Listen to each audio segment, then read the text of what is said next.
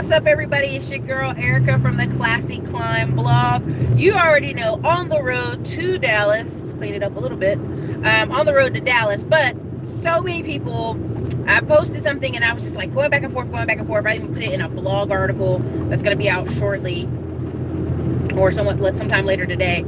Essentially, Spencer Haywood in the 1970s got offered and the story, will have it below, of course, got offered a 10% stake in a company versus a $100,000 payout. Now, many people, Erica, I'd have took that $100,000 and I'd have did this and did that. Okay, cool. Again, I have made the comment several times. It's cultural what he did. Now, when I said cultural, many people jumped down my throat. It's not a race thing. And I said, listen, already you've mixed culture and race. You can have white South Africans. You can have white Dutch people, black Dutch people. Culture is a mindset.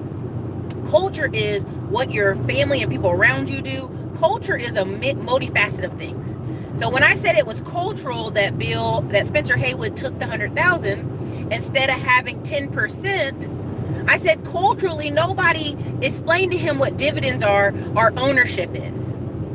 Now, many people say, well, Erica, Nike didn't go public to the 80s and he would have never got paid. That already shows you culturally don't know anything. Even if a company is private, there's tons of private companies all over the whole United States. People who are shareholders of that company get a percent of the profits. So even if the company never went public, if Nike stayed private forever, Spencer Haywood would have been getting a check every year anyway, even after he finished playing.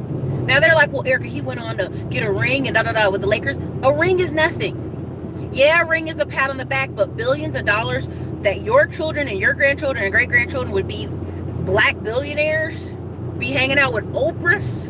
You dig what I'm saying? Like, the mindset people are having, the reason I'm saying it's cultural, because it is cultural, what they're saying.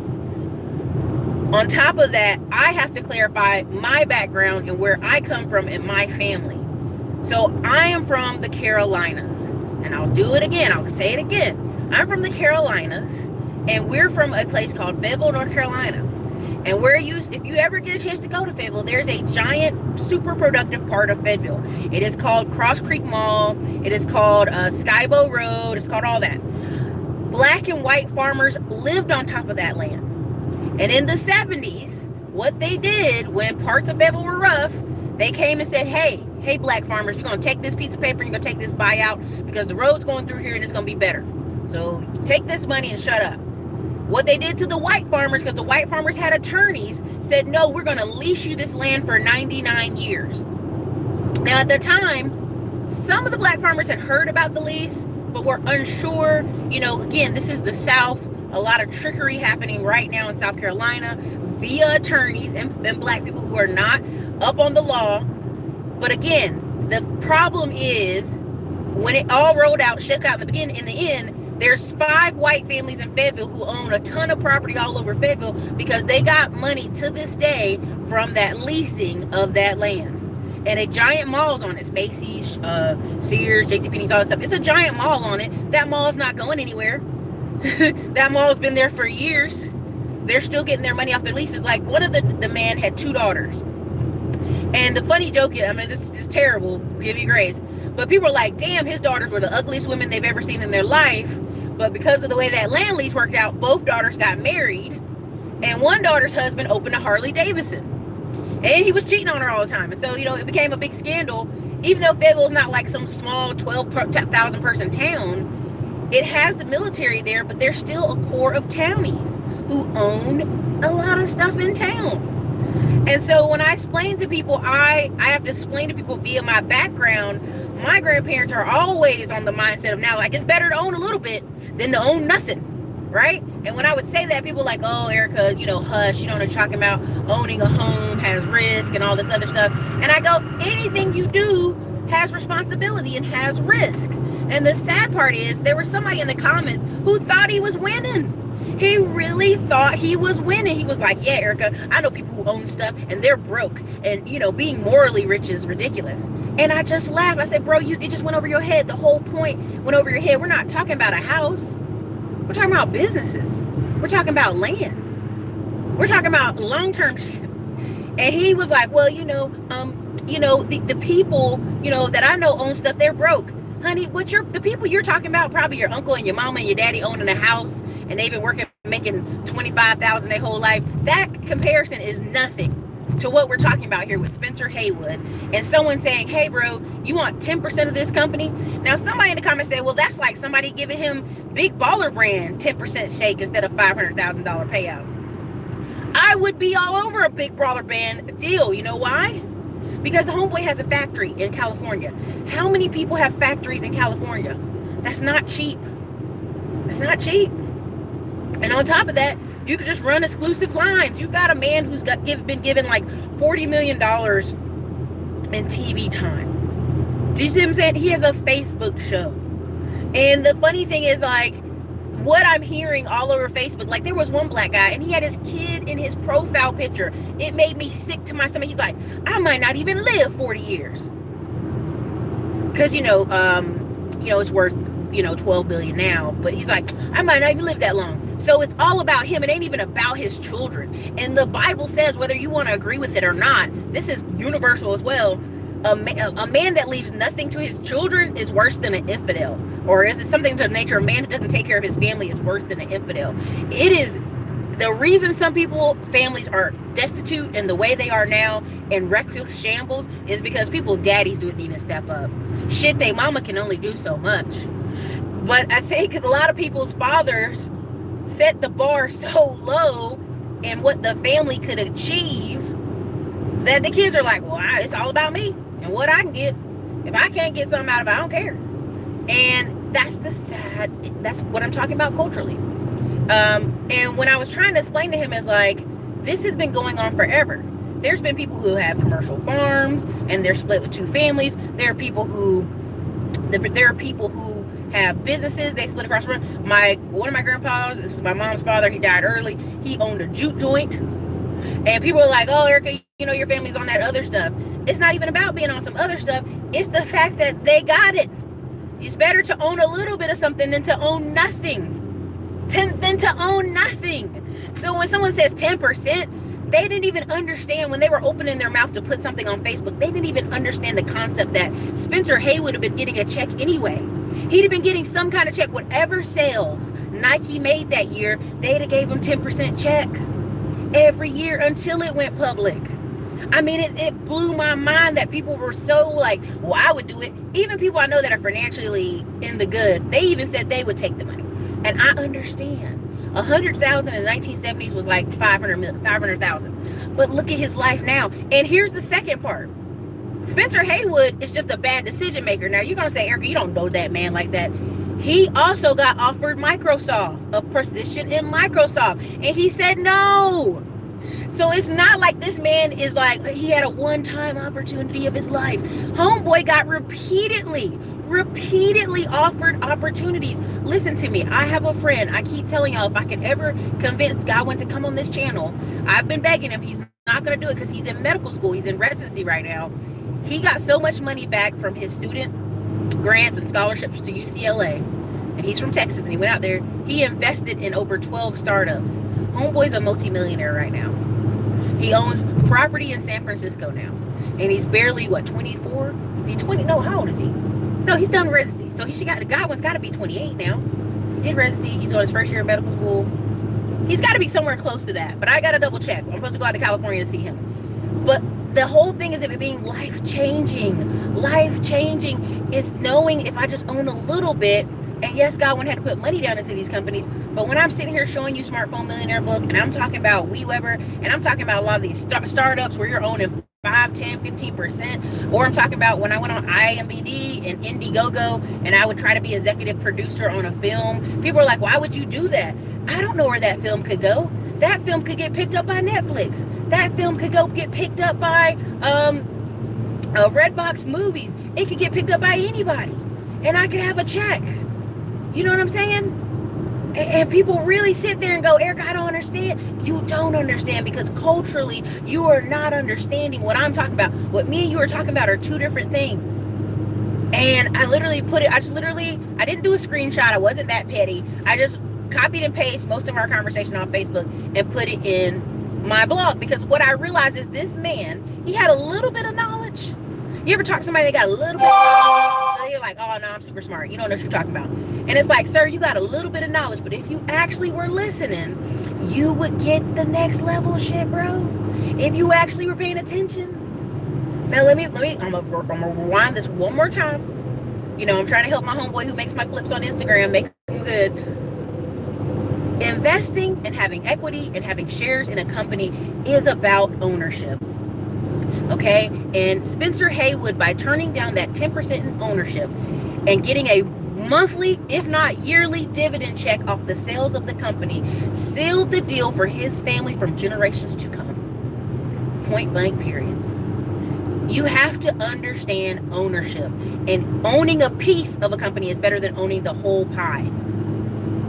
That's the clip for Instagram. But you know, the key here is when I'm talking to people, it's like they get it just enough, but it's shoop, goes over their head. Hey, please hit the like button. You know, I'm going down the road. I see some of your comments. Again, this is safety first. When I go get Starbucks, I'll read some of your comments. I can see some, but oh, there's a golden chick. I don't need to eat that though. I'm on my diet. So anyway, the problem is conveying that to people, right? Now, here's another example. There was a guy in one of the investment groups. He wanted out of the investment group because he literally thought, I gave a little bit of money, so I'm gonna get a $70 check every month. And you like, no, bro, that's not how that works. Like, you're gonna keep, this money's gonna be rolled over into multiple properties. So if you're smart about it, now you're gonna own 3 properties off one bit of money you put in. And you're gonna put in a little bit more, but you're gonna own 3 properties. But he was like, nah, give me my 70 every day. So there's a clip I have on Instagram where I say, don't kill the golden goose. Don't kill the golden goose. Now, what is the golden goose? A lot of times, everybody wants to talk about multiple streams of income. They're like, I need multiple streams, Eric. I want to get all the money and all the streams. And here's what I'm saying to you. There's nothing wrong with multiple streams of income, but you got to have the first thing beaten hard first. You got to have the first stream going so hard that it spills over. The cup spilleth over. You ever seen that? Cup spilleth over? And the problem with people is, Grant Cardone says it best often, and people always say he says it, but there's other people who say it too. You don't have a spending problem. You have an income problem. A lot of times when I look at people's budget, okay, you ate out every day. Okay, so what? You did this every day. Okay, so what? I can show you a man who's making 10 grand a month doing the same thing you're doing and not having a problem. Why? Because he makes 10 grand a month. You make 3 grand a month. Two different amounts of money. So, you know, the key here is always make more money, focus on that first stream, and let it spill over. But when there's opportunities for you to buy shares in someone's company, do it, boo. Do it. That's exactly right, Pamela. See, they have no concept of delayed gratification. I remember I was with my cousin, and I think I've told you guys this story before, and he has a daughter. She's a cutie, but she's spoiled, rotten. And the mother gives her whatever she wants. My cousin has to be Mr. No, unfortunately. So we're riding the car for a trip for 2 hours. I promise you, that man told that girl no about 20 times. No. Can we stop here? No. Can we get this? No. Can we get some ice cream? No. Can we get this? No. Over and over and over and over. So finally, now, force forward a year or 2 later, she's much calmer. She doesn't ask for as much stuff. She knows daddy gonna say no. But there's people who, and even studies show this, kids act worse with their mom than they do with their dad. And it's not always that dad has calmer energy, but a lot of times mom is trying to get you to soothe you, trying to calm you, trying to get you to, okay, here's something, hush. You ever see the accents where they show the mom reaching in the back seat trying to give her kid something? No, make those kids wait. You're driving. They can wait. They can wait. So what? You're not giving them a Fruit Loop or something right now. They can wait. This constant keeping babies and children and adults entertained is why we have this culture. I mean, again, I told y'all the other day on a video about the kid who went to Vietnam, and it's still funny. He's here locally. Still a good looking guy. It's just that, like, there's no self-delayed gratification. He literally took a trip to Thailand and Vietnam because all he had left was $600 after he bought his plane ticket, left his truck, and left the room he was renting here in Austin, Texas, and didn't come back for a month and a half. People were like, dude, your car's about to get repossessed. Dude, what are you doing with your stuff here? Do you want me to put your stuff in storage? I mean, it's so crazy that people have no sense of that.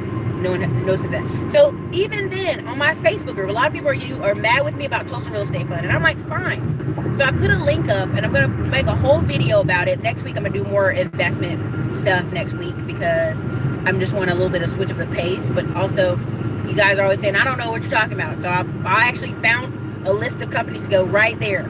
So there's like 18 companies that are hedge funds and investment groups by different black people. Since you claim Jay Morrison, you didn't like the way he's doing it, here's some other people way they're doing it, and you can check out their fees, right? Just to show you comparison. And then another thing was, oh God, what is it? There's an 18-year-old kid who started a hedge fund from his apartment or his bedroom at his parents' house. And so, like, the internet is crazy, unboundless, it's boundless.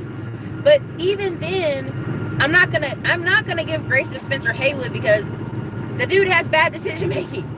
Microsoft and Nike, come on, man, come on. I mean, it's just like, it's just one of those things, right? So it's very interesting that people they almost get it and they don't. And it's like, I have to stop myself, because I'm like, you can't be on Facebook arguing with people. It's a waste of your time, right? Like, you just can't. You can't be on Facebook arguing with people. In order to grow your business, you gotta spend ads and go on about your business down the road. You just do. So, it's like 50 of y'all in here. Go ahead and hit that like button. What's up, Frankie? What's up? Culturally, I'm telling you. CJ, what's up? Mind over matter. Cultural mindset and a way of living. So, Miss Monet, I was even telling him tribalism. I was like, what you're saying about morally rich is tribalism. Because what you're saying is, you're trying to make the person who started their own business but don't make a ton of money feel bad about themselves. And even if you do make a lot of money, your boss can fire you at any moment. What do you have to invest and show for it? Now, a lot of these young people you see starting these companies on Instagram, I don't know if they'll be around. Honestly, after the recession, some of them will probably go get work. And there's still nothing wrong with that either. But my thing is, at least they took the time to invest in themselves and build something, right? Because right now, I'm trying to be careful, but there's been several opportunities where I could have just went boop, boop, boop, boop, boop, boom. Because sometimes people just need money. Sometimes people just need mentorship. Sometimes people need an actual business partner. Depends on where they're at, right? And I think one young man was in here talking about he wanted to go in half with his business cousins or sisters on a hair business. And I was like, you know what you do? You start from the position of owner. You buy the hair, let them sell the hair, and make the splits better that way. But see, a lot of people don't want to step up and be the leader. They don't want to be 100% responsible. They don't want to be 100% in charge, because if it goes wrong, then they're 100% liable. You dig? People don't like that. So, mind over matter. Yes, you understand cultural effects of making decisions. I mean, and a lot of people I saw this thing on, a lot of people on the internet have been saying, oh, slavery did, everything about slavery. And I'm like, that means you've been so uneducated to the point that you have completely ignored from 1890 to 1930s. Black people were like going to college, had whole hospitals, black doctors, black nurses, all kind of stuff, whole little black towns. So everybody had to do something, be productive in that little black town. You have to be productive. You have to have skills. And if you think you're going to be someone in the community making a lot of money but no responsibility, that is a fantasy. That's fantasy.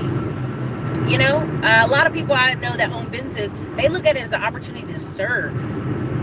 I mean, there's a book called The Jewish Phenomenon. Definitely go check that out on your own time. But it's literally, I'm serving my community and being a good person, or being a person, a pillar of my community, by serving via owning a business. And so it's like, you're missing the forest for the trees, right? Like they're so worried about looking good and the business looking huge. And even there was somebody buying a franchise, and the franchise was like, what do you call that? It's like a little burger joint, but it wasn't really fancy. And everybody was like, oh, why don't you own like a Chick-fil-A? And I'm like, none of you crows in here are going to own anything. But yet you're crapping on this man for owning a business. And, there's several people I know who always talk about business, like they want to start one, they being in the talking business culture, but they ain't never started one. They haven't. And they don't have any leg to stand on when it comes to talking about business. They just don't. So,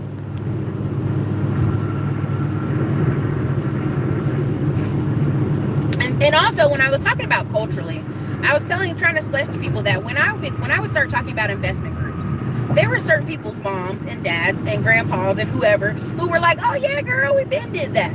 We've been worked together since the 70s, 80s, whenever, to have a group owning an apartment building, a group owning this and getting checks. So it's not that this is some new concept because of the internet, Erica. It's because the internet, Erica. No, it's not black people and white people and Hispanic people. It is an old concept. That means, you know that what you just told me? Your family doesn't know anybody in these circles. And that may not be your fault. It may not be. But it's your job as the next generation, as the new generation, to get outside yourself and go look at some of these groups. Go to these conferences. Go connect with some of these people. It won't change unless you change it. There's a family right here in Austin who father got in a car accident so bad it messed up his back, they diffused his back. And guess what he bought with the insurance settlement money? Fucking boat and the truck. And they live in the same house. They live in the same raggedy house. They put some improvements on it. But at the end of the day, you're like, that woman married that man. That man's culture and mindset of like, I'm going to take this money and buy a boat and not invest for my children or do something different is where they're going to be stuck at. And this is also pivotal when it comes to dating and marriage. It's going to be very hard for you to become a millionaire. Grant Cardone talks about it a lot. It's going to be very hard for you to become a millionaire if your spouse is not with it. If your spouse is not feeling that, or you talking on some other shit. I've actually was on a date with a black guy and he was like, man, you on that other stuff, other shit. But I was like, oh, last time I'm gonna see you, last time I'm hanging with you, good looking guy. But his whole dream was just to go to work, come home, chill, somebody give him dinner. Is that a life? Sure is. But you gotta have something a little bit more. You gotta be able to realize the cheese has kind of moved when it comes to retirement and it comes to living. And if you are not prepared, boy, it's going to be carnage. It's going to be a bloodbath for your family. It just is. Dang, Erica, this is Sunday school. I can get with it. Hey, man, I mean, literally the thing of it is I see stuff on Facebook and I'm like, yo, y'all making me want to quit, right? Just like, I know right now there are people that are unethical. I'll say it that way. They're unethical. And all they do is give out shark loans. Like, they got a lump sum of money. You know what they did? They just started being like, yeah, I can be your private money lender for 20%. And they make a killing. They make a killing. But that's because they're unethical. But that's also because they don't have a desire to teach people to be better. They just rather go, you know, I'm going to make my money. They're going to be dumb. I'm going to make my money. And I get it. I do. But that's trying to do right. They don't think about it in perpetuity. Yeah, they really don't. Like, even when you have... and I said this before, when you see people inherit a house and all the family members fight over it, but nobody's fighting over the bill to fix it. You know, when you're like, all right, we got an $8,000 bill to fix the roof. Oh, no, I ain't doing that. Oh, but you want to have ownership in daddy's house. Okay, cool. Same thing happens with a lot of people. Like, I saw the Clemson article about them complaining about gentrification. The woman had the house. They were showing the outside of the house and her standing in front of it. She inherited the house, been living in the house 15 years. The windows raggedy, the blinds raggedy, the front yard grass ain't cut. You know, it looked like throw it away. It looked like a rental property. But she had owned it for 15 years. And it's like, have some pride and some cultural respect for yourself and take care of this house you inherited with no money down, no money whatsoever. And you down the street from Clemson, you can't seem to get right. That's a you thing, baby. And I know people say, Erica, systematic racism. Listen, is there some racism in America? Yes, there is. But there's also some personal responsibility that you guys are making bad decisions. And then when the decision doesn't roll your way, you know what it is? It's because of racism. And I don't like that. I don't like that. Same thing. There's some white people running around on the internet right now talking about reverse racism. They couldn't get a TV show or they couldn't get some job because, you know, they had to give it to a black guy. And I'm like, now you don't know that. And that's a lie. Don't do that. Don't do that to yourself. You're better than that. Hold on. All right, let me see what's some more here. Sorry. That's right, man. Who doesn't leave nothing for his children? This is the worst.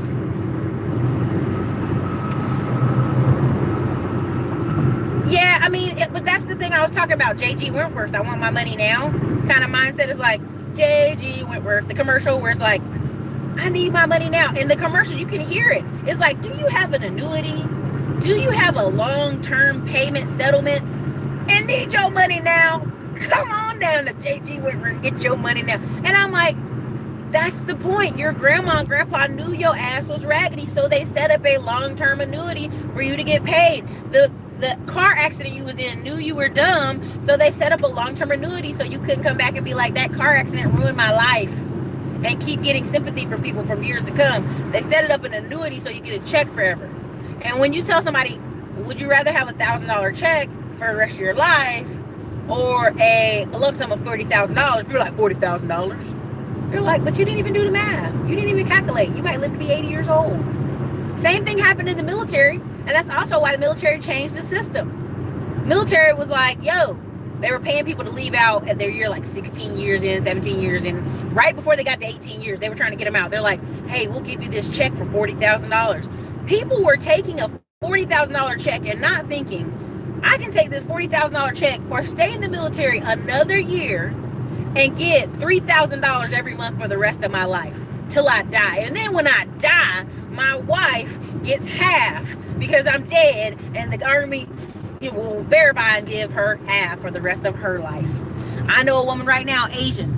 First husband died, she got a check. Second husband died, she has 2 checks.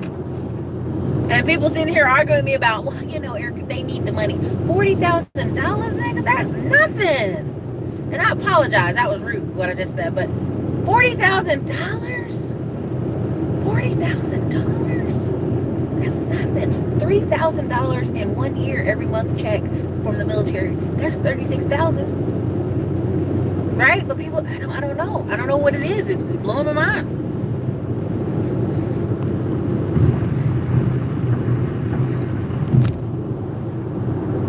Yes, that's right. That's right. So, Pamela C., you're right. My grandpa had a juke joint. And, you know, right now there's an older black guy. It's still standing. The building should be knocked over.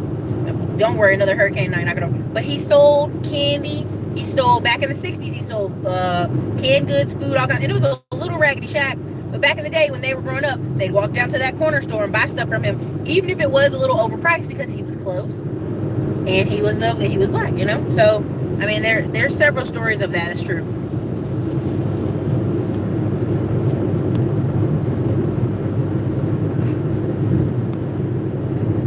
Facts. Thank you, Cindy Leader.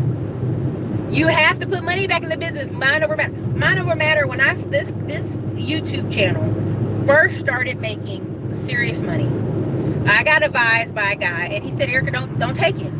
Live off the other money you're using. Take every check and put it into Google AdWords and, like, I think he said Facebook ads at the time. And I was like, man, I'm not writing no 3,000 check to Facebook. I'm gonna spend some of that money. And looking back, he was right. He was right. And I just know it from the combination of seeing other people's channels and the masterminds I'm paying for now. A lot of them are like, why didn't you do this back then when Facebook ads were even cheaper? And when YouTube ads were even cheaper, why didn't you do it then? And I'm like,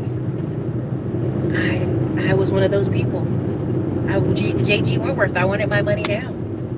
I didn't think, I was like, well, this YouTube thing might not really pan out. So I'm not going to say the guy, what he was doing is unrealistic. A lot of people would take the money. But when you just do the math for 1 year, I always say, look at 1 year. Just 1 year.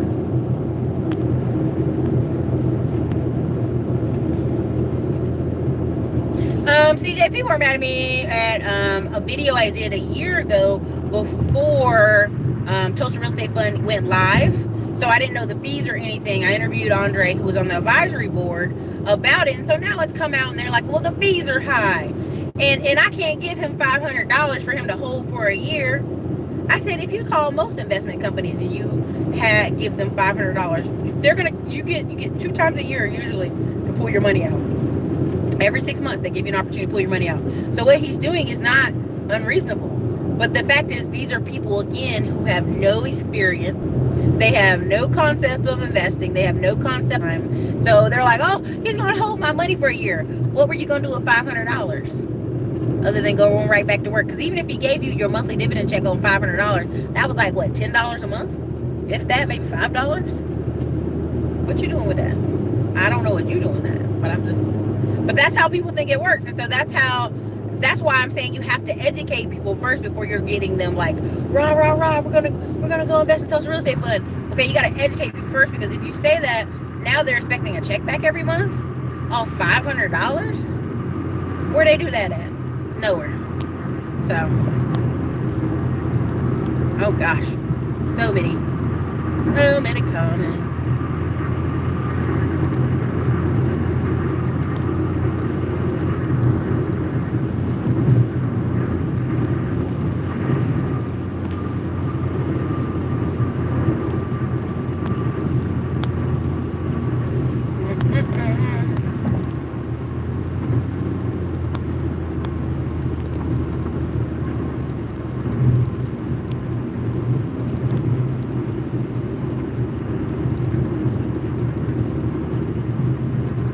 Oh, did you say there was going to be another recession, mind over matter? I've been talking about that for a while now, about the possibility of another recession. Like even in Texas, some of the housing prices have, like, the trajectory has gone down. And also there's several other areas in the marketplace, not just real estate, that are like, they're going really slow. And then there's a lot of retail stores that are scheduled to close 2019, 2020, and 2022.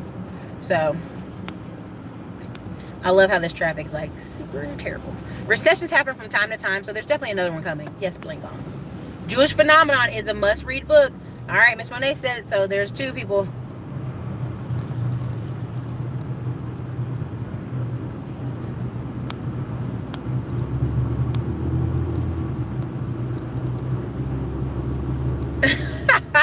Mind over matter. Jay Madison, I'm listening and using this information. This knowledge.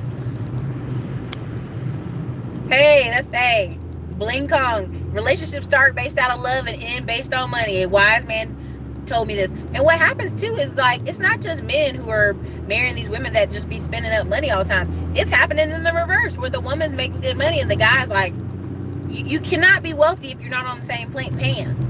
Because there's several women who are making great money, but their husband's like, let's buy a boat. Let's buy a bigger truck. Let's buy this. And you're like, no, let's not do that. So, I mean, it happens both ways. Only broke people marry for love. Here's the thing too. There was a guy, I was watching O'Shea vlog channels, and he was saying all these men were overly concerned about their looks so they could get women. And the funny thing is, like, there's all these bald head men who are getting toupees and getting the little hair pieces on their head. And it used to be back in the day, if you went bald, you just went and made more money. And I know that sounds like, oh, Erica, that's so materialistic. But, like, no, you went and got accomplishments. You went and became a boxing teacher. You went and lift weights. You went and got stronger. You did something that was very manly. Now, these men are like, nah, I'm going to buy a wig piece for my head and go to work. And they're like, Erica, if it gives them confidence, let them have it. And I'm like, but that's the whole point. Confidence comes from what you're accomplishing in life, not your hair. If your homegirl Erica here lost this nice, beautiful hair, you know what I'd be doing? One, I got some money I'd spend it and get some better hair, get some treatment for my scalp. Two, I go home, live and build my life. I get some nice fancy hats, some nice fancy wigs. Like, I go invest and feel better about myself. I'd be the most in shape, bald-headed girl you'd see. I'd lose a whole nother set of pounds. They'd be like, man, Erica, you look great. I'm like, I know. Distract from the baldness up top. You know what I mean? Exactly. That's why they sell the house when they inherit it, because they don't want to fix it. They just want free things. Exactly. My mom's always telling my sister she can have her house, and my sister's like, I'm gonna sell it, which offends my mom for whatever reason, which I understand. But, like, my sister's trying to show her, she's like, so we don't have no drama, I'll just sell it. But my mom is one of these people that have millions of dollars in life insurance policies, so it wouldn't even be a need to sell the house. It's very funny what my sister says, though. Passive income over lump sum. Exactly, Herbert Scott, all day. And the thing is, when you tell people, like, you could get payments forever, it's like, payments? No, I don't want to do that. That's really what they're saying to you.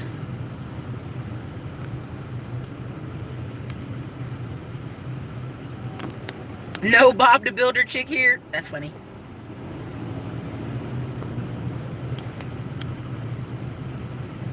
Exactly.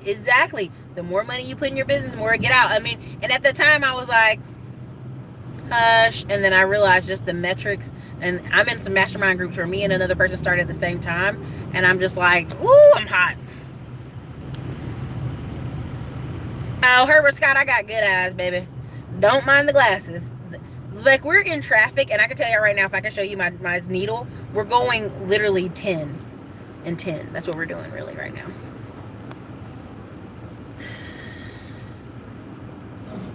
Blacks are suspicious because they're not used to investing with other blacks. They have experience of being ripped off.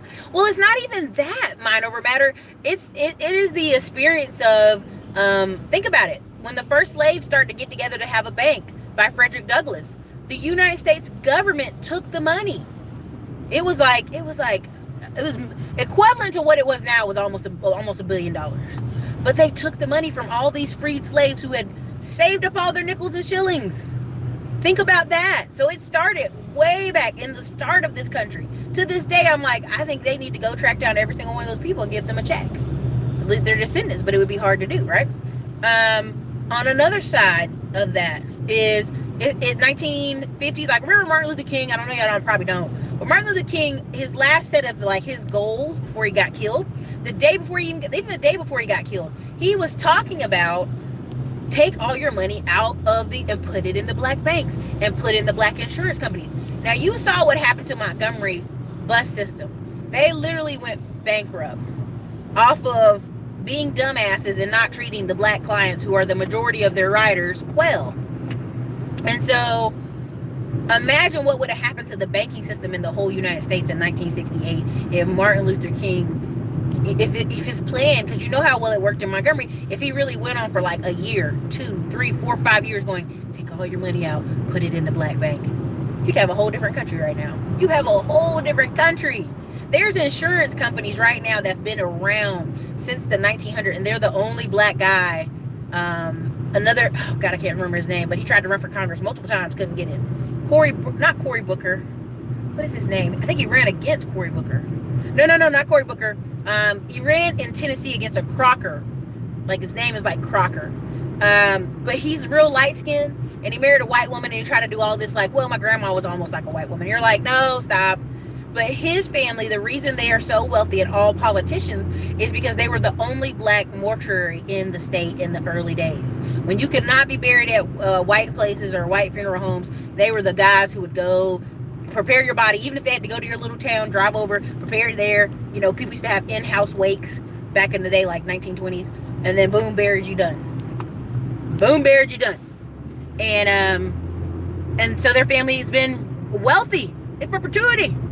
Same thing. There's a book talking about people like us or something like this, or brown like us or something like that, and it's talking about the wealthy black Americans who essentially they've been owning stuff since 1920s. They're the people who didn't sell. They're the people who didn't sell the farm. They're the people who held on. And what people don't understand is all these people that ran north in the 1950s and 60s because, you know, civil rights and issues were so bad, they are the inheritors of a lot of this land. Hence, a lot of the problems you're having in South Carolina right now is all these people from New York who've never lived a day of their life in South Carolina own a piece of property, and if the cousins down south don't say what they want to sell, and the way South Carolina's very racist system is set up, they will force the whole thing to sell.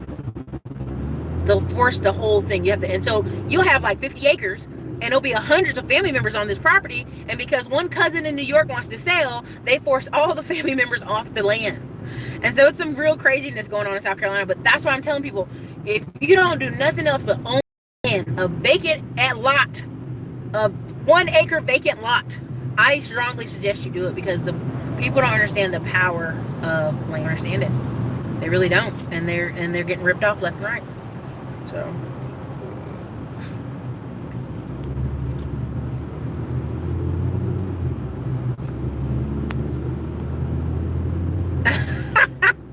better get a hair transplant, okay?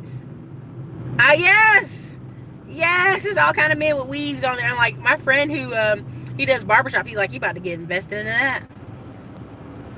Oh Lord, Herbert Scott said, if I go bald, I'm rocking a full beard. Exactly.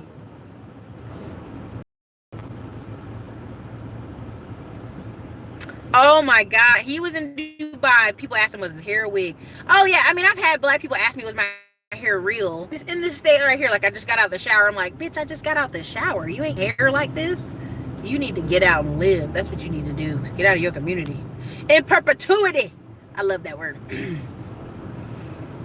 That's right. Aflac. What is Aflac insurance? Does anybody know what Aflac insurance is? Somebody tell me if they know what Aflac insurance is. We coming for our check. MLK. Listen, and honestly, you guys, this is part of why I'm so big. While I'm here in Texas, I'm trying to buy some land. And everybody's like, why would you buy land in Texas? I'm like, I'm trying to buy land in North Carolina, here, wherever, and make sure I get my check. Like, there is a lot of money being made. And even people who are from Texas are sitting there like, I just don't know. I don't know if I should buy. And then they talk to their grandparents. Their grandparents are like, this piece of land was $500. Now you can't get it for less than $30,000. You know, if you don't know you should buy, then you got bigger problems than I can solve. Y'all, thank you for somebody for the super chat. I see money coming up, but I'm like in traffic, so I'm slowly going up. Slowly going up. Don Peoples. Don Peoples is good, but that's not who I'm thinking of. Oh yeah. I mean, I'm not gonna say that I don't want them getting after me. You know what I mean? But I read your comment. John Hill, when is the crypto stream happening? What crypto stream? Answer me underneath. Did I say I was gonna do a crypto stream? I may have said I was gonna do online money stream. But at the end of the day, like, John, I'm all about touchable assets. Touchable assets, mail check money, mailbox money. You know, Frankie, and that's the thing. It's like, it's funny. It's hard. You better rock that Steve Harvey look. I got Aflac. Thank you, CR Risby 57 for the $10 super chat. Thank you, John Hill, for the $4.99 super chat. Aflac helps you if you're sick and out of work, or if you have ER, have money to help you pay your bills. Exactly. Aflac was always meant to be supplemental insurance. Supplemental. What does that mean? It means addition to, replacing your temporary measure, a temporary stop. Thank you, Calvin Adams. Thank you. I hate forgetting people's names. Harold Ford Sr., Harold Ford Jr. out of Tennessee. Now Harold Ford's up there in New York trying to be fancy. And it's like, bro, you're from Tennessee. Your family's in Tennessee. You just mad because you lost. Then he went to another state and tried to win there. You know, his thing is he was not authentic. Like, he's lighter than Obama, but he just was not authentic. Like he was all about trying to get the hottest white chick he can find. And he was not ashamed of that. Not, hey, go do you, be free. But, like, don't try to be like, I'm down for the cause. Like, don't do that. Don't pull a Jesse Williams. Like, go be you. Like, just run because you think you should run. Frankie, it's so funny. But, you know, that's my biggest thing today is people are like, Erica, I would just take the money. And that's just as dangerous, right? Because thank you, Star Asia, for the $5 super chat. If you take the money and you have no plan for it, it will be gone from your hands anyway. So why not take 10% of a company? That's all I'm saying. And to this day, people are like, well, Erica, big baller brand ain't worth. You don't know what big baller brand is going to be worth in the future. If that little knucklehead kid stays on and LeBron James wins a ring and they make some big baller brand special edition, because honestly, here's the thing I see with big baller brand, just my personal opinion, is if he lets some outside designers come in and do like a special edition, like t-shirt, or special edition this, or special edition this or that, like other actual players, you know, basketball players, like young ones in college, or not in college, but like in other leagues, other teams, man, that thing could take off like wildfire. It's the way he got into it. The way he got into it that bothers people. You know, someone being very proud of what they do. Like, even now, when I talk about my business, I can get the feedback off men like, ugh, like, there she go, talking about her business. Talking about her business. Oh, Lord, John Hill done came in here disrupting, but he gave another $4.99 super chat. You sleeping on cryptos, real estate, stocks, etc. Slow money. I take my slow and low money. But he literally got about $40 million. They were calculating it one day. They're like, he's probably got about $40 million for free TV. Yeah, John Hill, Harold Ford. I mean, you know what he is? He's always on Joe Scarborough in the morning. That's why I was mentioning him. Again, thank you, Star Asia, for the super chat. Where I at? Oh, Xander. Xander, I'm driving, baby. Like, you got Derek, okay.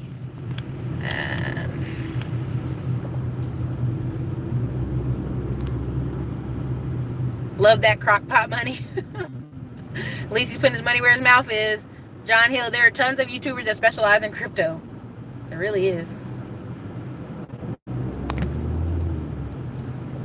Hey, what's up, Xander? What's up? Hello. Thank you for coming to the channel. Did you subscribe? Did you hit the like button? Did you super chat? Rhonda W97. Okay. Anyway. So that's basically, that's the gist of it. Is like, you gotta switch the culture in your family or your house at least to like, I'd rather have a piece of the pie than no pie.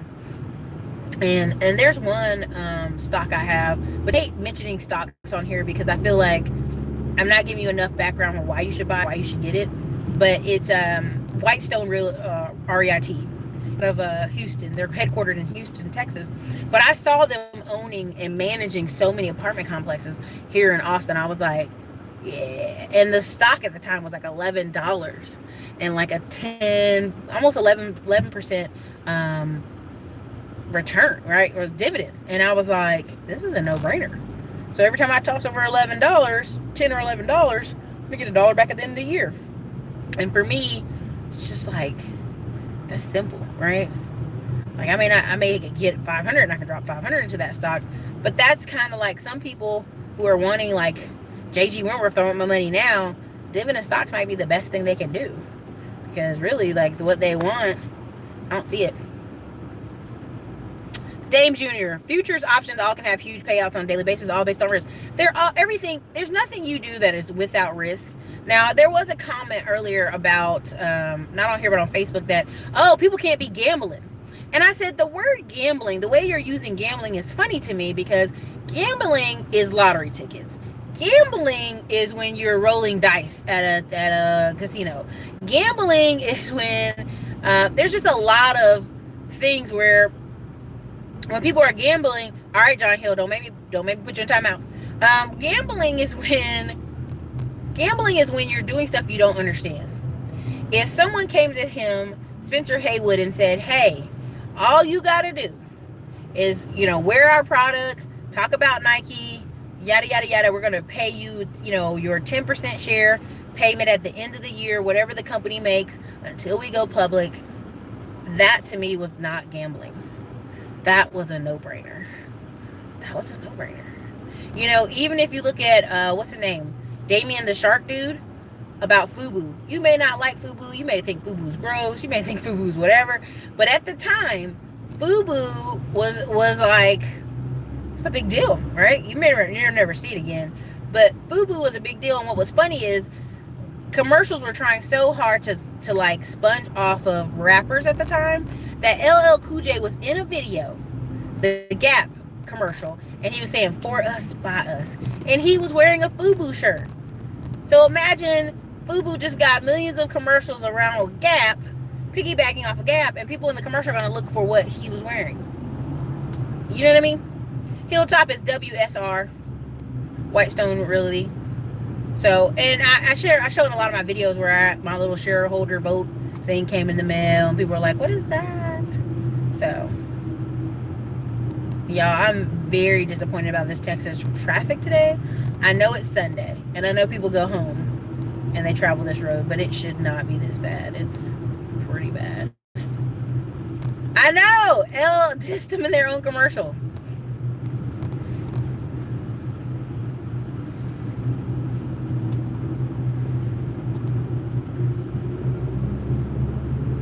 Okay, yeah, mine no better than you stick strictly to the land. Rule Morgan, I told you guys it lasts for the weekend. If you go back to the last video and you click the link and you PayPal that money by, what's today, Sunday? By what, 10 o'clock tonight? You can get rolled in, but that's it. I mean, honestly, the prices of most stuff is gonna all go up. Like, I'm not even gonna lie to y'all. When I start running those ads, in order for the ads to make sense and all this stuff to make sense, prices of probably everything will go up. So, JG Wentworth, I need my money now. So,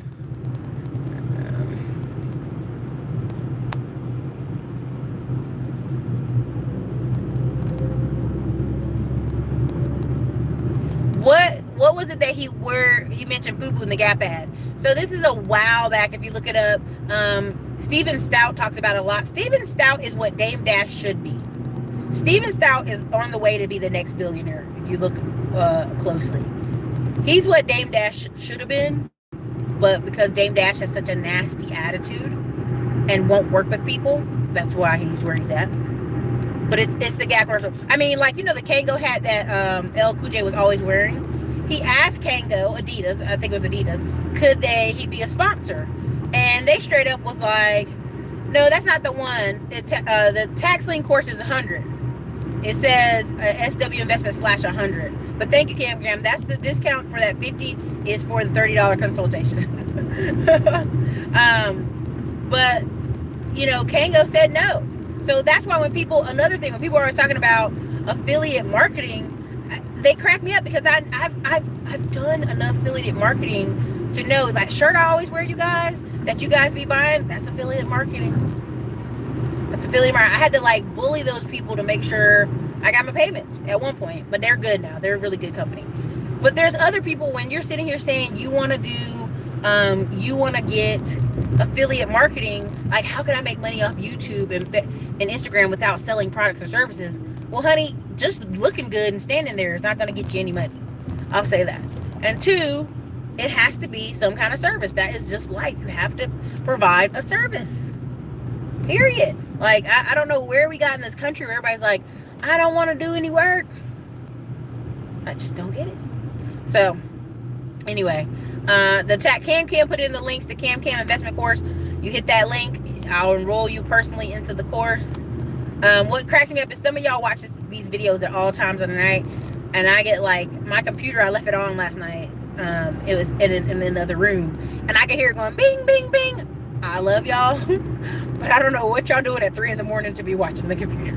Be watching, and I know some of you live in California, so I'm always like, it's 3 in the morning. What's going on? Dame Dash is in his own lane. He likes to control everything. Yeah, and there's a certain degree of, you have to work with people, but he should have never been in that position. Like Dame Dash giving whatever that movie director is $2 million, and then he like ran off with the money.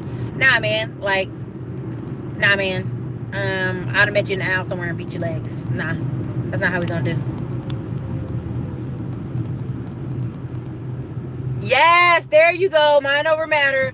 Dame Dash does too many contracts via handshake and not contract. Yeah, and it messes him up in the end. Messes him up. Oh, we got somebody trolling. RM said, how's the J Moore? Oh, he's got a troll. Trolling RM. RM's trolling. Night owl, money never sleeps. It's true. And I mean, y'all live in different parts of the country too. And there are several military people who live in, living in Germany and some other places. So I get it. It may be like 3 over here and not 3 over there, right? So, I mean, I get that. I just think it was funny. I was like, let me go get up and turn the computer off, because the laptop was just open, but the black screen, but I could hear bing, bing, bing. I'm like, what's happening? Who's sending me an email? So, well, John Hill, anytime you call in something a scam without providing facts, that's trolling. So, but anyway, you guys, I think that is a good bit of the conversation. If I had another conversation for the day, but I may say before a video after I go to this thing, because where I'm going right now is going to Dallas. And again, if you didn't see me last time in Dallas, you should see me in Dallas July 28th. It's going to be a good event. Bring your questions, bring your everything. Come on out. But I'm going to go see a family from YouTube in Dallas, and they have over 200,000 subscribers. They have millions of views. They with the YouTube Creator Cloud. All that good stuff. So you'll see some Instagram pictures. If you guys don't follow my Instagram, it is Erica Classic Club. So like and sub.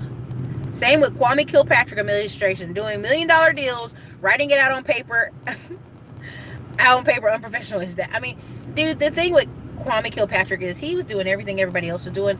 He just had a little bit too much arrogance with it. Like, even if you watch the American Greed show, please watch it.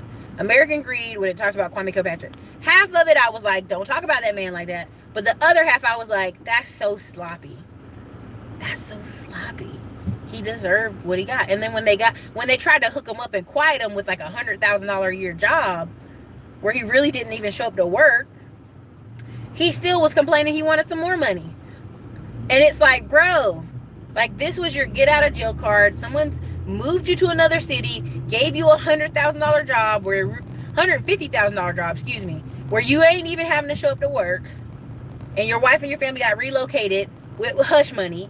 Go sit down and be quiet. And that's the sad part. That's the sad part of Kwame Kilpatrick's whole life, is like, he just didn't know when to quit. He didn't know when to stop. So, John Hill, do you have a YouTube channel? Are you putting up content on your YouTube channel? Or on your Instagram, John Hill? That's the question I have for you. Oh, did you see it, Frankie? Yeah, I mean, it was crazy. It was like, anybody, and here's the thing. It's not about how much money you're getting. It's about how you're investing it. And I don't know how many times I can say that. If you watch American Greed, a lot of times these people got millions of dollars 4 or 5 times over. If they would have just invested at least 20% of the money, like, they wouldn't be on American Greed show. They wouldn't be on TV with their mugshot. Do you see what I'm saying? They wouldn't. They would at least have enough money. You know, they would at least have enough money to at least pay back some of the bills, right? And keep the scam going. But they're so greedy. That's why they call them American Greed. They're so greedy and they're so incompetent. Kwame Kilpatrick got $150,000. If he'd have went to some of them bins and been like, yo, I need 2 or 3 rental properties with Section 8 tenants, you know they would have gave it to him. You already know they would have been over backwards and gave him them Section 8 properties or 2 or 3 rentals in Detroit just to kind of hush him up. But he was so greedy and was wanting to have that big, I want to have a big check. I want to feel like the big man. That shit's whack. Like, you got to educate yourself. Cam, listen, John, if you want to talk about crypto, get you your own YouTube channel. Start promoting it. You know what I mean? Like, you're already doing half the work. You might as well. You don't even have to show your face. You just show the computer. Now, I don't know about the killing the stripper, but I'm gonna take your word for it. Murder's a whole nother charge.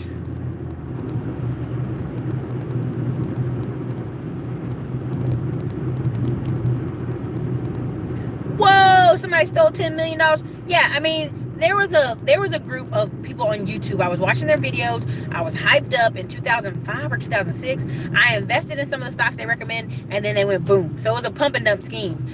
Literally last year, and there's a video, you guys go see it last year. I got a letter from the SEC where they were taking them to court for basically a pump and dump scheme. And they were like, do you feel you're owed any money? I'm like, I don't even care about that. That was over 10 years ago. But I know there's somebody out there who put probably like their life savings or something crazy into it, or they put 20 grand into it. So, and Frankie Robbins hired his friends mistake. Well, see, Frankie, there depends on what your friends are. Look at LeBron James' friends. He like made sure they were educated. He made sure they went to community college or they had salesman skills. They got, you know what I mean? They got like, they were prepared to work with big dollars. And that's the difference. It's called the spread, right? So, did you hear about major department stores declining in NYC? Yeah. Oh, I believe it. Oh, yeah. NYC. Okay, so the whole thing about, like, remember I was saying in a couple videos ago, I was complaining about the rent in some small towns. Like, the commercial rent prices in small towns is, Caesars. I think Caesar's trolling. Let's go ahead and get Caesar on out of here. They have, the prices in small towns are just astronomical. They don't make any sense. They're almost unrealistic. Like they'll be small town and the rent is like 1,200.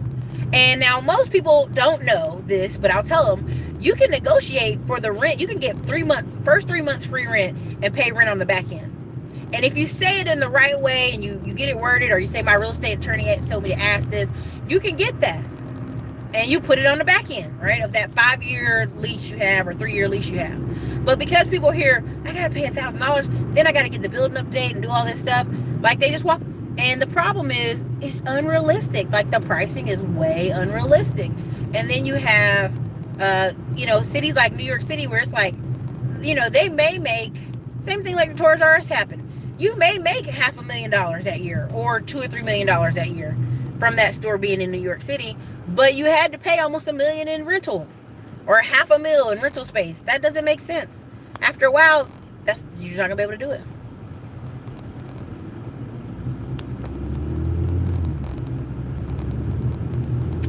It is a brick and mortar. I'm not gonna say it's completely dead. I will say the biggest problem is they don't have enough stuff inside the store, and then they're not utilizing online. The problem with my coffee shop at the time is somebody was trying to educate me like, hey, you need to go on Amazon and you get this coffee maker to put your bags on Amazon and da-da. And this was like early. This was like 2009, 2010. No, this is 2010. And I was like, I don't know about that, right? I don't know about putting the coffee online and selling it via Amazon. Like it was so foreign. But as soon as the coffee shop was going down, I realized, that is how you do it. That's where the swing came in, where sales online could have been going forever, even after the coffee shop closed, but because of the way I did it, there you go. Wow. NYC luxury apartments are offering 14, 16 months lease with several months free. So like same with the apartment I'm in now. It offered my company free rent for 2 months and a free garage for 5 months. And it was going crazy. They were offering all kind of stuff. But that's what's going to happen in Austin and more places, because Austin does not want to take a pinch back in rent. And it's like, you have to take a pinch. Either take it now or take it later.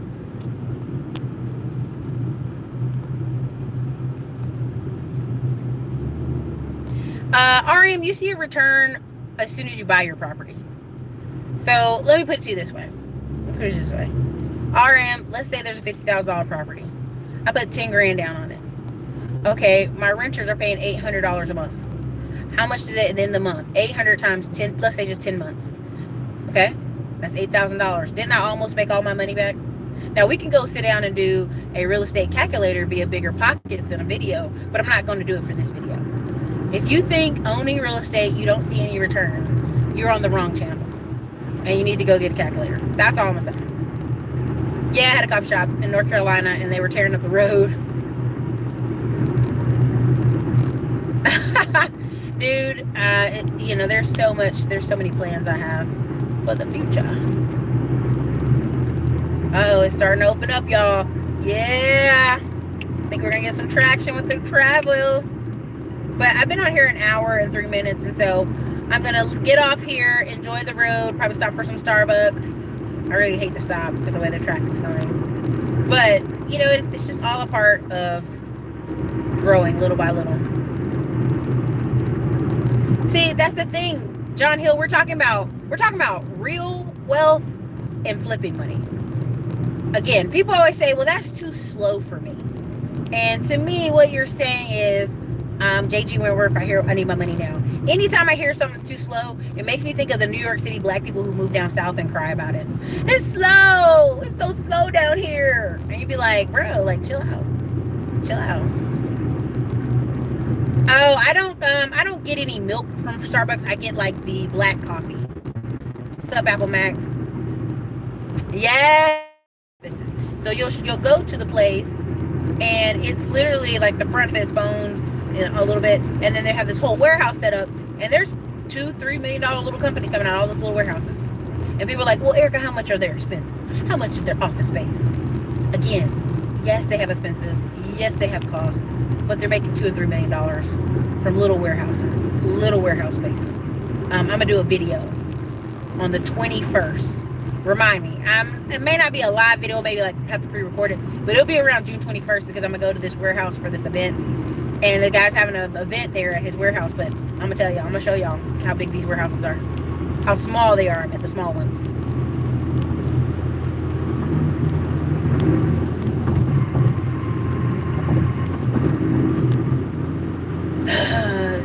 See, really, listen.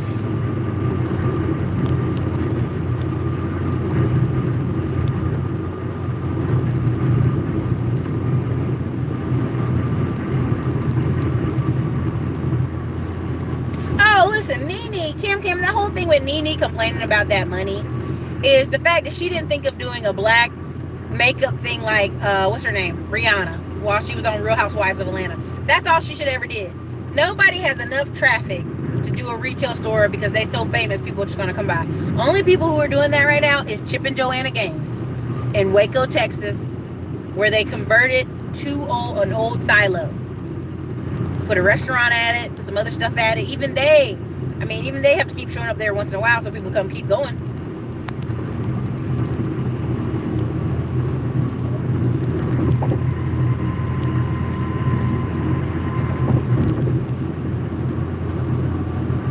Oh, dang. Frank talking about they missed those corner shop liquor stores. Oh, my gosh. You know, like this guy was like, yeah, I miss being in New York. You can just go get food at 2 in the morning and do it. I'm like, for real? That's why you miss it? So you can get food at 2 in the morning? Come on, bro. It's got to be more than that. Dang, it's like 80 of y'all on here right now. Definitely hit that like button before you leave out. You know, you're here. If you appreciate the commentary, put a like button. Don't just lurk and not comment. You here? Go ahead and put some comments in there.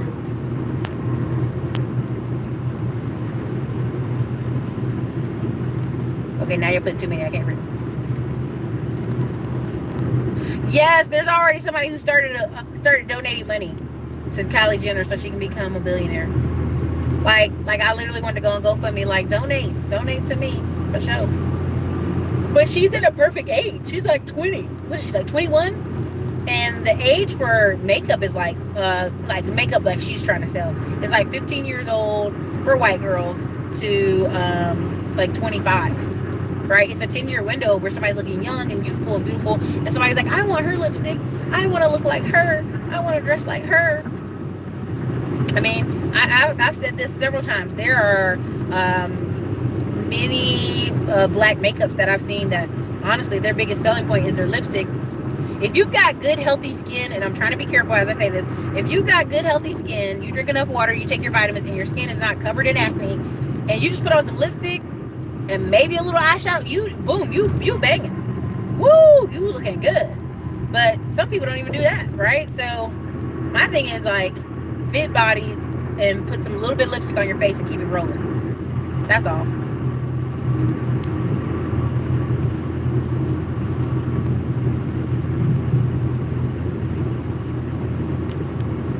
Hello, Chip and Joanna Gaines.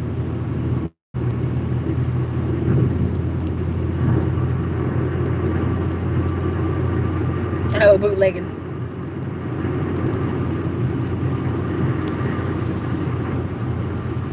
Well, the whole thing about the Kardashians is no matter if you don't like them, which there's a lot to not like. Oh my God. But the fact is they've just made the most out of what they have, right? Like, while the camera's on us, let's get every dollar we can get, right? And to some degree it's gross, but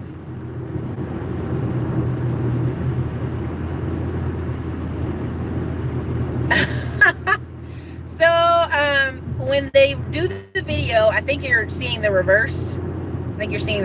Same thing when I do Instagram, Facebook Live. It looks like the camera is reversing it, but this is a regular car. Now, I did want a Fiat for a long time. I ain't gonna lie to y'all, I leased retardedly for 3 months a Fiat. It just looked good. I felt cool about it, and it was from on that Torino app. Just straight up leased it. I was like, yes, I want to drive a Fiat. And in the end, I was like, this car isn't worth getting. I could have took this $3 grand and got one. I am not in my Fiat. Fiats are cute though. There's like 10 Fiats And then when this one place I park in the afternoon, I'm like, too many.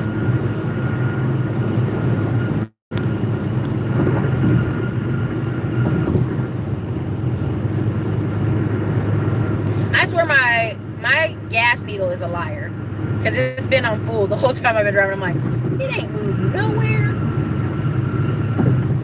Cars are depending on what you do with them, John Hill. No, I just wanted something different. I love that little car.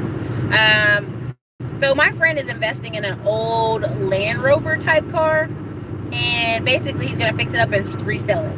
Now, here's the problem with that. I don't consider that a business. I consider it a hobby. Like, he's trying to say it's a business. I'm considering it a hobby. Unless he gets 5 to 10 of those bad boys and fix them all at the same time, then I would consider it a business. But he's gonna get one. Start out there. Well, the whole thing with Kylie Jenner is, what people really don't know about the Kardashians is the father was broke. There was a point where the father was broke. Not the lawyer, not Rob Kardashian. He left her good money, Kris Jenner good money. Rob Kardashian's the father, Kardashian, he left her good inheritance money. Lots of money. She married the Olympian, and the Olympian guy, I mean, he was Olympian. Yeah, he did a lot of speeches, but it was because she helped him get booked for all those speeches to companies. And now, if you don't know about the speaking world, you can make $100,000 to $200,000 a year career out of speaking. Now, are there some people making 5 and 10 and 15 million out of speaking? For sure. Grant Cardone, Gary Vee, they're making millions off speaking. But like Kris Jenner, not Kris Jenner, but the husband. He was making some money off speaking, but that was mostly where he was at. The rest of it was investments. It was taking that dead man's money and investing it in other places so they could have money. That's what the game was. And Kim was enough of that she could kind of be Paris Hilton's assistant and this other girl's assistant, and they could be kind of on the edge. Like, again, when people keep trying to say they were wealthy beyond means, is like such a lie, because it means you have a short history and you don't really study something. You're just saying something. What ended up happening is, as the kids started getting those teenage years, you can see they didn't really go to colleges because that wasn't they had money, not for them to play like that.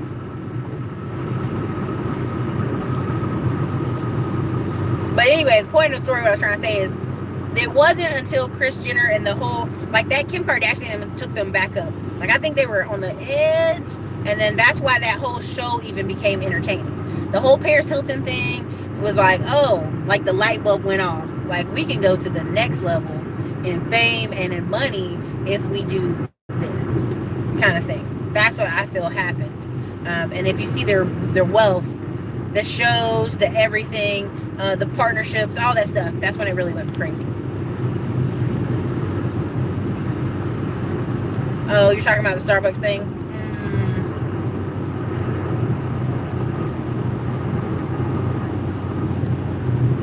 I mean, listen, Appleback, you give it to her. You give it to her good. Get yourself some money.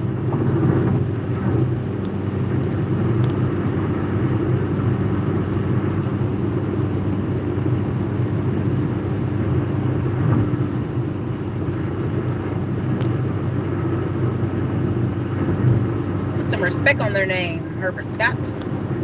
Bruce Jenner, thank you. I was like, what is that she's name? I was about to say tranny, but I was like, I don't want this video to be demonetized, and I don't want this video to give me a strike. So I'll be quiet.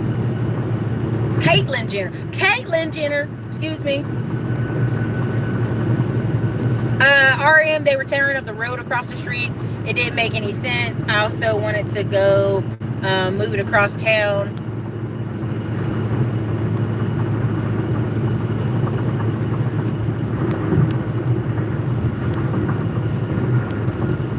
You know, the funny thing, it was like, you know, the Cassius Clay thing where Coming to America is like, his daddy called him Bruce, I'm going to call him Bruce. His name is Bruce. And I was like, y'all don't know.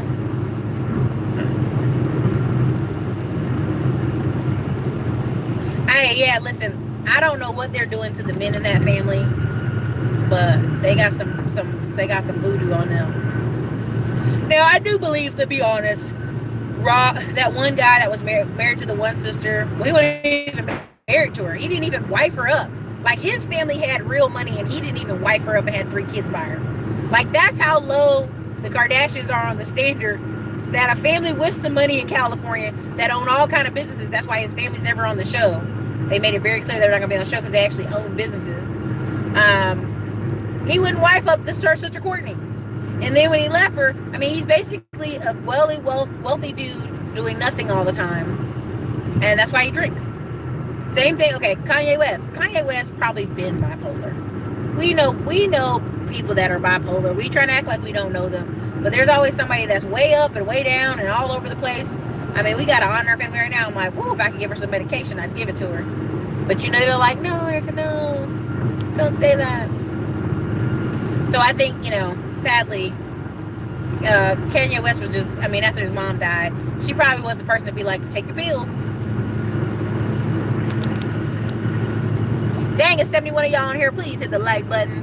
Paris grew up. She has a TV show on Viceland. She got her little DJ, and now she's going to do the grown-up thing. Yeah, at some point it ends, right? At some point, you can be the wealthy family and have wealthy granddaughters and grandchildren, but what is that? At some point, you have to, like, make something. At some point, you know, these yakadoo assholes out here. Anyway, the point is, I have my gun in the car, so I'm not worried. But the point is, at some point you have to be more than just a drunk party girl.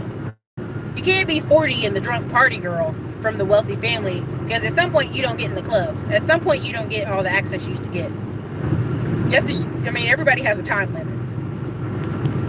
Look at Rob though. Okay, look at Rob. He comes from a wealthy family, but he got low self-esteem. Look at him. Look at him. Girls just coming over taking advantage of him. Okay, you know, it's sad. Oopsie.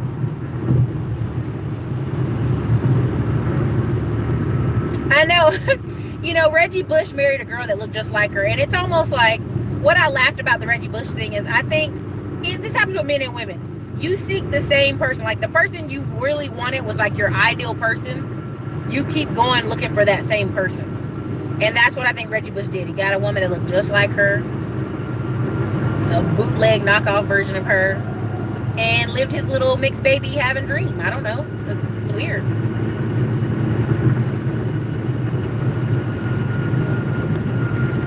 I ain't gonna even read that.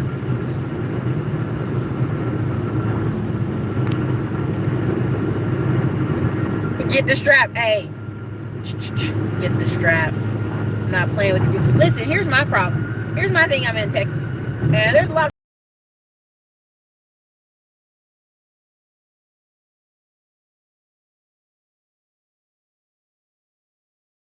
I don't even know what the word is. Oh yeah. You don't just wake up all of a sudden. When one of Kanye West's old girlfriend said he was crazy, then I believed her. So, you know what I mean?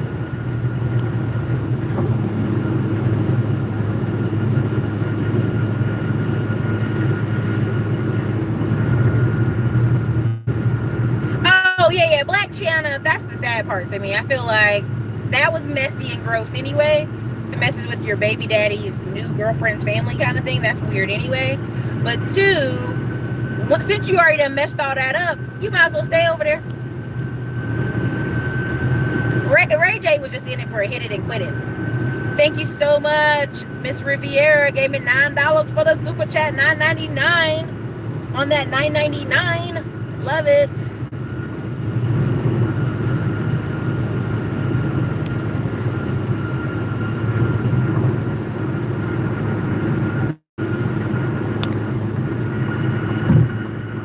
So, but yeah, same thing with like, so this one girl was saying to me about, what is the word I'm looking for? She was saying to me about, why are people worried about who's dating football players? And I was like, it's not so much they're worried about who dating football players. It's about someone being a, not a gold digger, but like almost shark-like just riding this wave for what it can get you. And I actually know, like, my cousin played football in college, and he got offered a football gig in Canada, turned it down. Our whole family's like, you stupid. But his friend was at East Carolina, and it was a winning year. It was a couple years before I was there. He was in the winning round, and everybody in his dorm, it was like an 8-man pod, all got signed up for the NFL. He got on a practice team, and that's all he could do for the next 10 years. And the girl that was with him, white girl family, never liked him, but when she got pregnant with twins, it's like she kind of stuck with him. Like, oh, he's on another practice team. He's on another practice team. And then when he finally was like, yeah, I'm just going to get a real job. I'm 32 years old at this point. You could tell, like, they got married at the courthouse. But I was like, y'all could have got married at the courthouse 10 years ago. These little girls that y'all got, the children she had from were twins. They were 10 years old. And a lot of it is people are looking at people as dollar signs. Like, here's a dollar sign, and I'm going to take this ride. And that's not always going to work for people. It's really not. It's not a long-term good plan.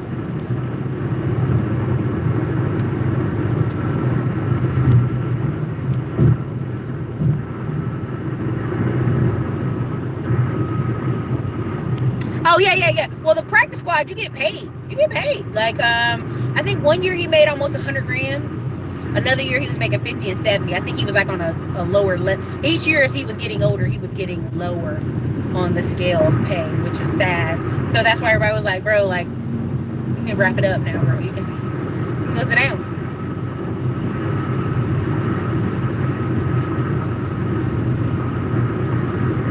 Oh, yeah. I mean, they're trying to get their attention. And I mean, the commentators probably shouldn't be talking about it.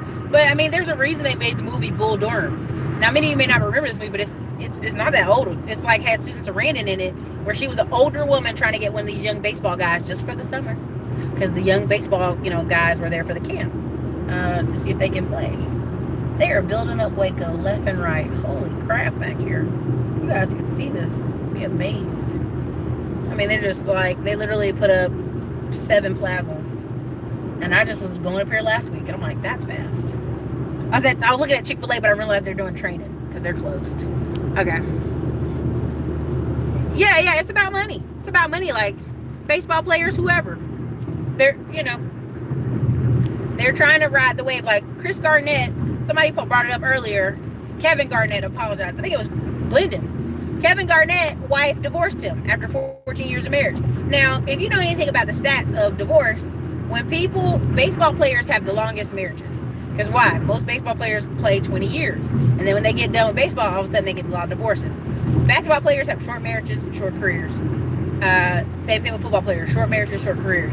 Now, but what's the common factor? They were attached to somebody famous. They were attached to somebody who's, Mr. Who. Now you're just the guy who's retired and can't even get reservations at some of the restaurants you used to. You dig what I'm saying? Like, that's a whole different lifestyle.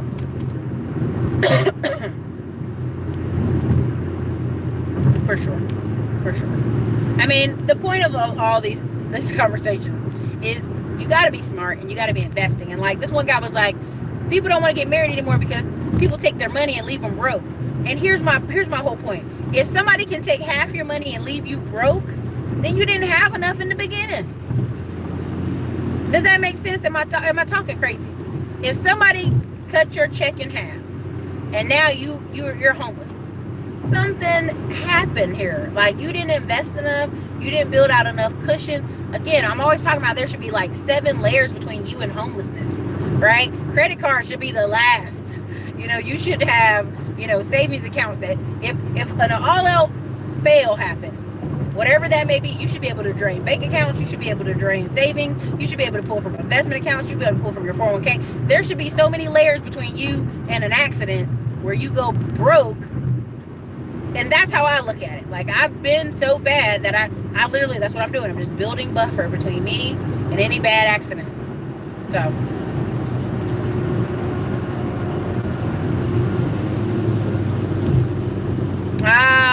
He said, here's the main reason. And you're now actually home and they have to deal with you. They probably have to deal with you, your ego, and the fact that you as a person who's retired, you probably got an ego, but you retired. Like, you're not even the same dude no more. Let me see what the other one. It ain't just that, man. Like, you know, let's be honest. These people sign up for these type of relationships. They know these dudes are sleeping with everybody and their mama.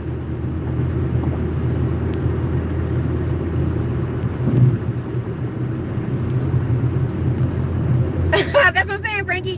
Whenever people are like, men aren't considering marriage because, you know, their wives divorced them and leave them with nothing. I'm like, then what were y'all building while y'all were together?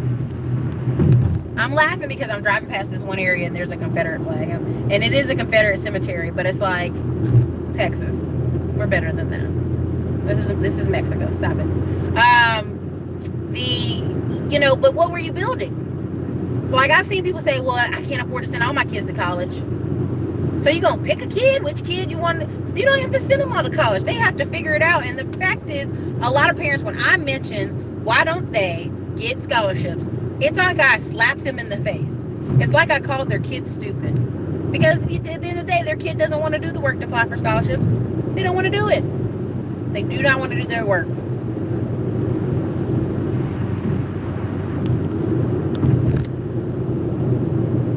Yeah, it should be 7 to 10. There should be so many accounts. Like, I'm trying to think of it. Whenever I hear somebody's story about how they went homeless, I'm like what? There was no CDs. There were no cars you could sell. There was nothing. Like, you know, or like when I hear about people saying, like, it all went bad. Like, I lost my job, then I lost my car, and I lost my apartment. I'm like, first of all, did you say you just had your car? Okay, well, your car, you could have been delivering pizzas, doing stuff. But what you hear people say a lot of times is, I was waiting on an unemployment check.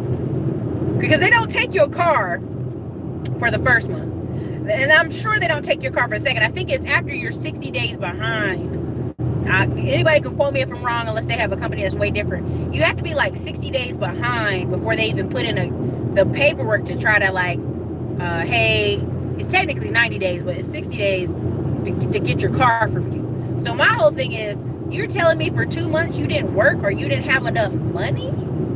Like, for real, number one, pay for where you stay. That's always important. Make sure you have somewhere to stay. Number two is, you should be doing any kind of work at that point to keep your vehicle, to keep you moving. Look how Texas is. Look how Georgia is. You need a car to get around. This isn't like a game. So, I mean, again, these people they're just not taking their own life serious. Much less when they want to talk about investing. I'd be like, come on now.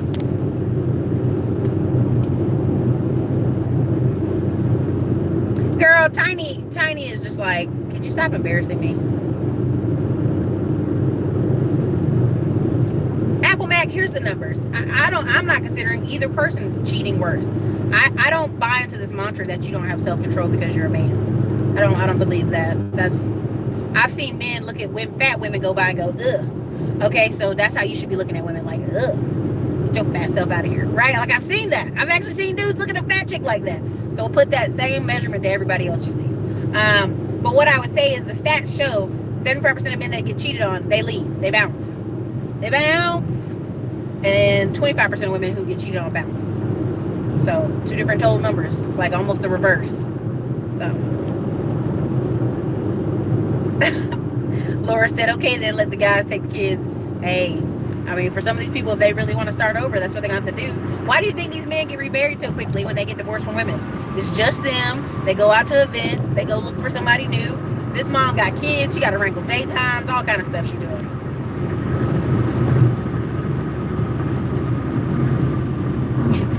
Y'all need to stop hating on Atlanta.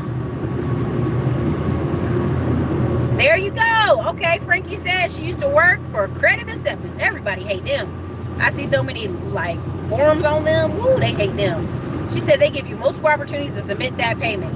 And even with online now, you can throw like 50, 100, 200. You can be like, I keep telling y'all that book Kevin Trudeau wrote about what the bank don't want you to know.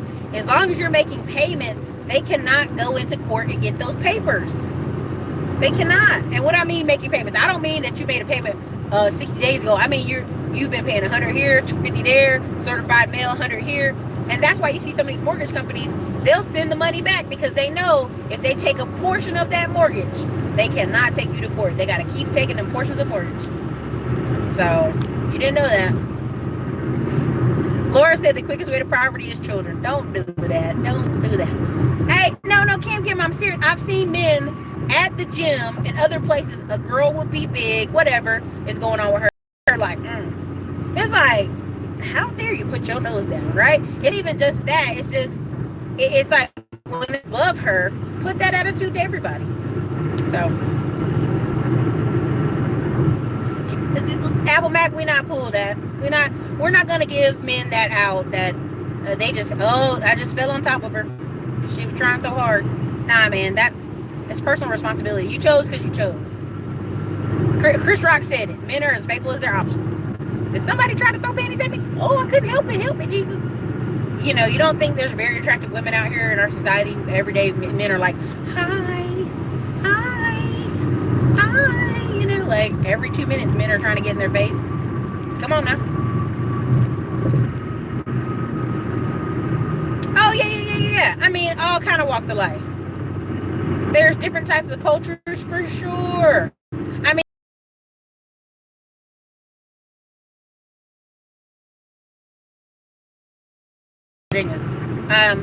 he was always like, if you're going to cheat on your wife, make sure the woman is uglier than your wife. Everybody was at the table like, why are you saying this? But he's in Korean culture. So don't think it's just black or white men that cheat all the time. Hispanic men be cheating all the time. But guess what? You go to that Hispanic man house, bills are paid, got vehicles in the yard. I'm just saying. Korean man, Korean man, they're very known. And Filipino. Anybody know about Manny Pacquiao dude?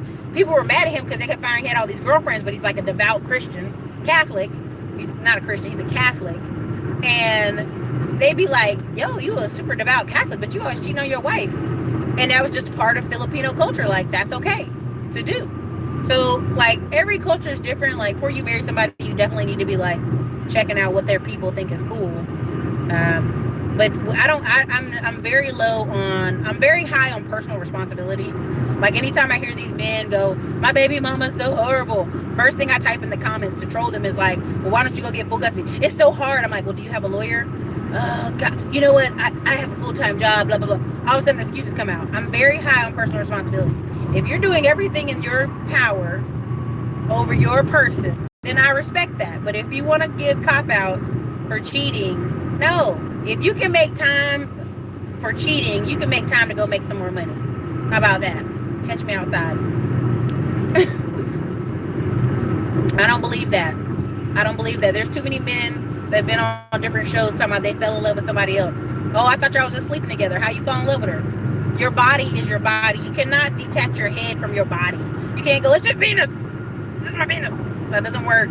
Sorry, Apple Mac. That's right, minor men ain't putting up with that. Ain't got time for it.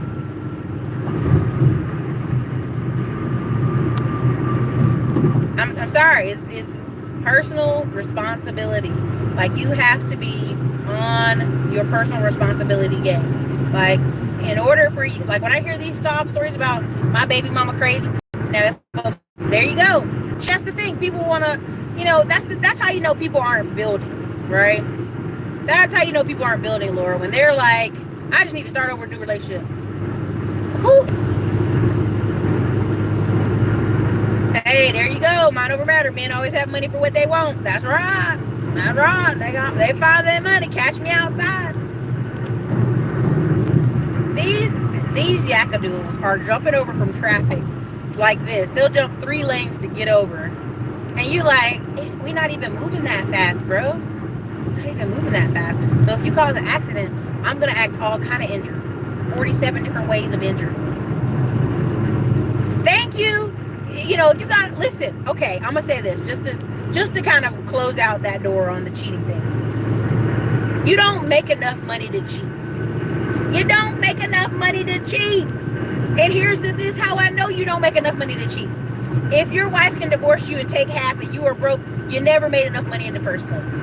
Secondly, 90% of these people don't make enough money. Now, if your husband makes $150,000, let me put it up a little bit, $150,000 to $500,000 a year, and he cheat on you, that woman's like, ooh, let's think about it. Because he's not easily replaceable. Some dude making $45,000 a year, taking some girl to dinner, and he ain't took you out in a month because y'all supposed to be broke. No, No, you too poor for that. You need to be worrying about how to improve your skills in your life. These low expectation boys, I can't deal with it. How much do you need to be able to cheat? Apple Mac, you need to be making at least 180,000 to 280,000 a year. So already that's like less than 10% of it. Just like, let's just be honest. Like, the majority of people getting married are people making over 65,000 a year. The men making over 65,000, and so we would call them yuppies in the economy. But those people who can afford to get married, they can afford to buy a house together. You know, there's several people I sit in my church who are older, wealthier. They get divorced, get remarried in 2 years, and you'd be like, they just bounce right back. But that's the difference in having a career, having some money, and having a job.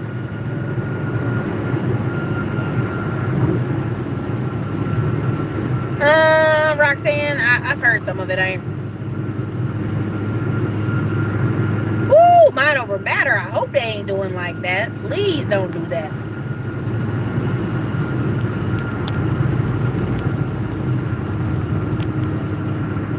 Nah, you can't. 50K, you ain't got enough money.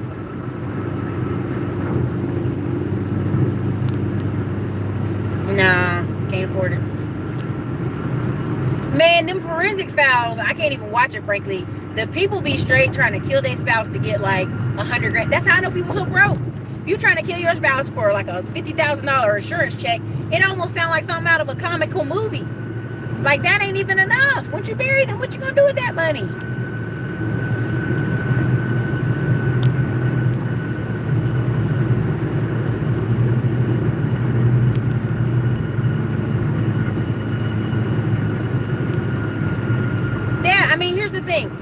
Here's the thing. There's age and restricted to it, right? Because there's the couple I'm even going to go see tonight here in Dallas.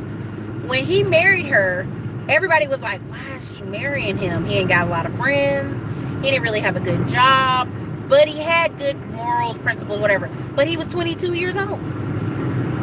So when someone's like, if somebody's 30, 35, 40 years old with nothing to show of their life, no house, no paid off car, no assets, no insurance, like, that's a run. Because even if they could love you, clearly in their 30 years of, like, how many being an adult, in their 20 years of being an adult, going to job, working, taking care of themselves, they couldn't even put it together just by themselves. Now, I'm not saying every woman that you meet at over 35 needs to have a house, but she needs to have some kind of paper, some kind of assets, something paid off, have some kind of plan.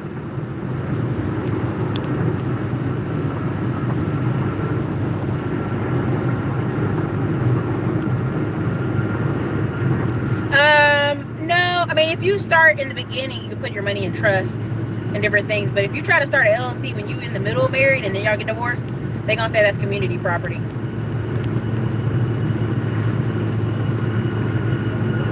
Well, even if you date escorts, if you got $4,000 on your credit card to date an escort, and if you dating any escort under $1,000, really you getting a hooker. You're not even getting an escort. That's not an escort. That's a hooker. That's STDs. Escort is another level. An escort is someone that you can take out in public, nobody would know. Like the woman, when I told you I just went to that business meeting earlier this week on Instagram, homegirl was from Las Vegas. She was an Instagram model. She looked like a knockout, but just not like a 10, but like a really high 8 that was real skinny and nice. And she was bringing us our food. And he's like, yeah, she's an Instagram model. I met her in Vegas. And I was like, does she live here with you? He's like, just for a little while. And like, he had no shame in it, but she is what I consider escort, high dollar escort. Saying you get escorts, it's not cheaper. Unless, if you're paying under $1,000, that's a hooker.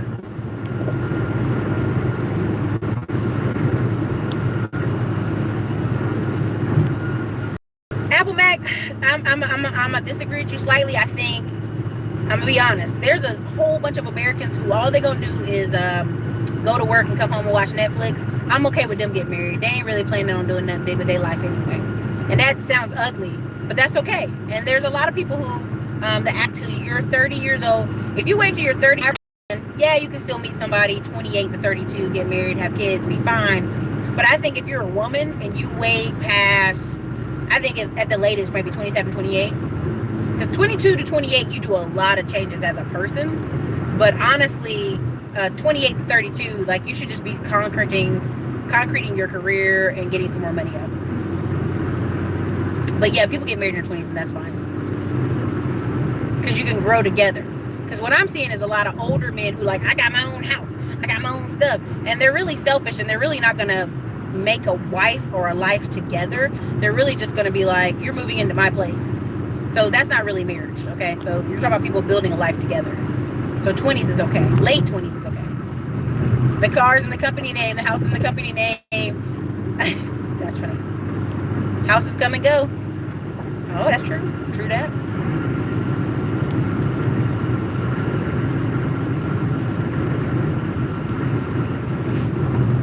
Men are so nice. They will take a girl out of the gutter and clean her up and take her home. Hey, women will too, sadly. Hey, it is true. If they didn't charge $4,000, let me put it to you this way, because I know some people at Mac. Unfortunately, that's like when I did their budget over the phone, I got to see how much they were spending on ladies in Las Vegas. Now he would spend $1,000 in his PayPal that was suspicious, and I'd ask him about it, and it was a girl who hung out for the day. She didn't hang out for the weekend. I'm talking about escorts that hung out for the weekend, on your arm girlfriend experience. That's an escort. If you want to call these low-level hookers, I'm not going to let you disgrade the name of escort. Those are hookers, Apple Mac. If you stop by the truck stop, those are lot lizards. But if you stop by somebody in the price range of $250 to $1,000, that is a hooker. That is not an escort.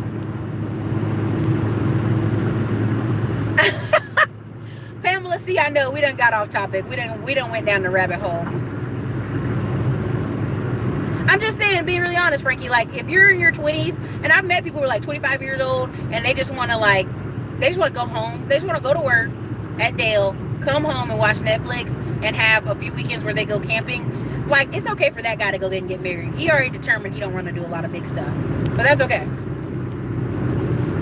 And I'm not, we're going to get off escorts. We're going to get out of here. We're going to get out of here.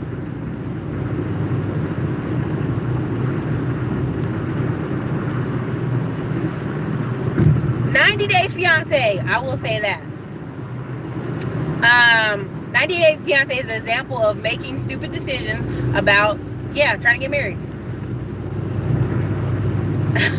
No, RM, none of my mans had escorts. None of the men I dated had escorts. What I did is I had several clients that I called when we were doing their budget. It was like some money. I'm not going to say the money was missing, but it was like, what happened to your money? And when you ask, that's literally what it was. Like, they didn't lie. They didn't hide it. And, the guy, he works all the time, and he just takes, like, a few weekend vacations in Las Vegas. So I should have known that's what it was. But, it was wild. It was very wild. So, anyways, the point of this whole conversation is there should be barriers between you and being homeless. There should be barriers between you and, like, not having different options. Just having options. You know what I mean? Let's just have some options in our game. So we're gonna wrap this up. We've talked for almost 2 hours.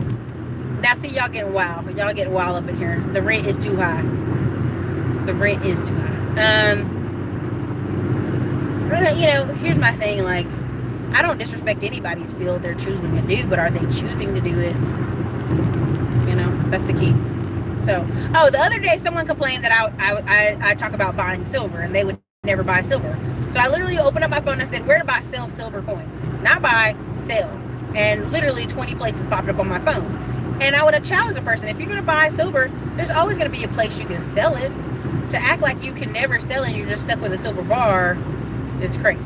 So thank you guys for all the super chats. We got like $40 during the super chat. You guys have been very grateful. Thank you, Miss Riviera. Thank you, everybody who put in money in. I'm sorry, I just can't roll back up all these people trying to drive. But I'm going to get off here and save my voice. Silver.com is where I get my silver. There's other sites, but I like silver.com. Be safe, everybody. Enjoy your Sunday. You guys have been hilarious. Again, if you want the tax lien course, Cam just dropped those links in there. Cam just dropped the links for the marijuana investment course, and Cam dropped the link for the consult. I'm going to let the discount run till 10 o'clock tonight.